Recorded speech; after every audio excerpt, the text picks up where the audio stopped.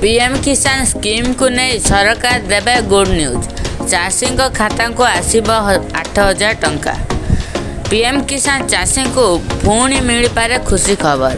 एणिकी सबु कृषकों खाता को 8,000 टंका पठाइबे सरकार।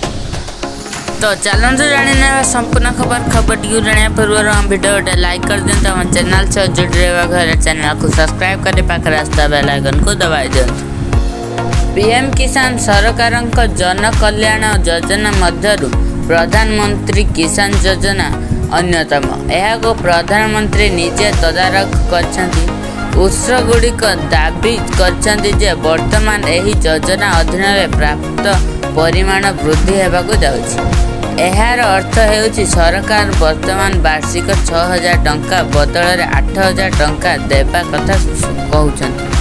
पीएम किसान तेबे एपर्यंत कौन सरकार घोषणा करे जाई नहीं। आमे आपण को कहबू जे वर्तमान कृषक मानक त्रैमासिक 2,000 टंका दिया जाउछि। अर्थात प्रतिवर्ष मोट 6,000 टंका कृषकों अकाउंट को जमा करा जाए। पीएम किसान निकट शपथ ग्रहण करने पर तुरंत प्रधानमंत्री मोदी प्रधानमंत्री किसान योजना अधीन 17तम किस्ती कृषक अकाउंट को स्थानांतर करथिले।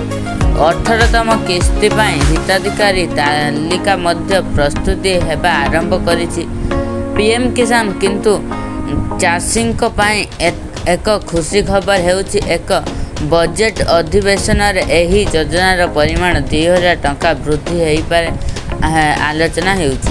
एहा कुआ जाउछि जे पूर्ण बजेट समय वर्धित पांठी घोषणा हेबार संभावना रही। तेबे एपर्यंत आनुष्ठानिक भावे एपरिक कौनसी घोषणा करा जाय नहीं।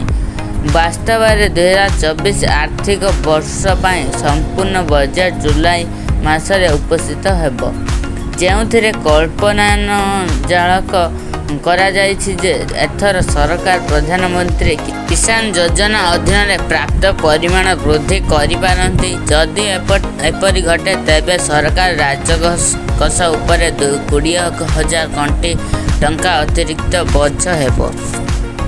दीर्घ समय धरी एही योजना अधीन दिया जाइथिबा परिमाण को 6,000 टंका परिवर्ते 8,000 टंका को वृद्धि करबा पई प्रस्तुति चली।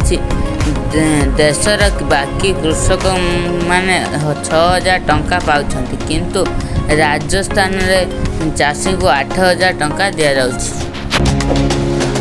एही बार लेटेस्ट अपडेट्स जानिबा हम पेज को लाइक कर दियंतु।